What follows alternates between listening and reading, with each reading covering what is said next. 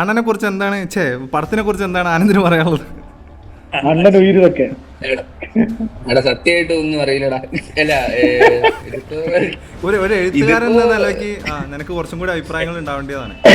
അങ്ങനെ അതായത് അല്ല ഇത് പിന്നെ സ്ഥിരം പുള്ളിയുടെ ടെംപ്ലേറ്റ് പടങ്ങളെ പോലുള്ള ഒരു പടമായിരിക്കും. പിന്നെ പുള്ളി ആദ്യം എങ്ങനെയോ പോലീസ് വരാവുന്ന നായകൻ, പിന്നെ ഒരു ഗ്രാമത്തിലേക്ക് വരുന്നു. അവിടുത്തെ വെച്ച് എന്തെങ്കിലും ഒരു പാസം ഉണ്ടാവും, തങ്കച്ചി പാസം അല്ലെങ്കിൽ ഫാമിലി പാസം അല്ലെങ്കിൽ ജനങ്ങളുടെ ഇടയിലുള്ള പാസം.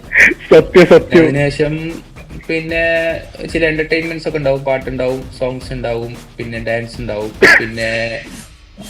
പിന്നെ ഒരു ഫൈറ്റ് നടക്കുന്നു. പിന്നെ പുള്ളിക്ക് ജനങ്ങളുടെ ഇടയിലേക്ക് ഇറങ്ങാനും ജനങ്ങൾക്ക് വേണ്ടി പ്രവർത്തിക്കാനും പോലീസുകാരൻ മാത്രമല്ല ഒരു ജനപ്രതിനിധിയായിട്ട് മാറാനൊക്കെ ഉള്ള ഒരു ഇതുണ്ടാവുന്നു. അങ്ങനെ പുള്ളി പൊളിറ്റിക്സിലേക്ക് ഇറങ്ങുന്നു. എന്നിട്ട് പുള്ളി ചിലപ്പോൾ ആദ്യത്തെ പൊളിറ്റിക്സിൽ ജയിക്കും, മീൻസ് ഇലക്ഷനിൽ ജയിക്കും.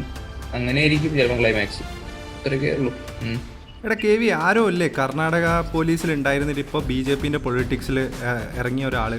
Annamalai, കർണാടകയല്ല Tamil Nadu IAS IPS Annamalai.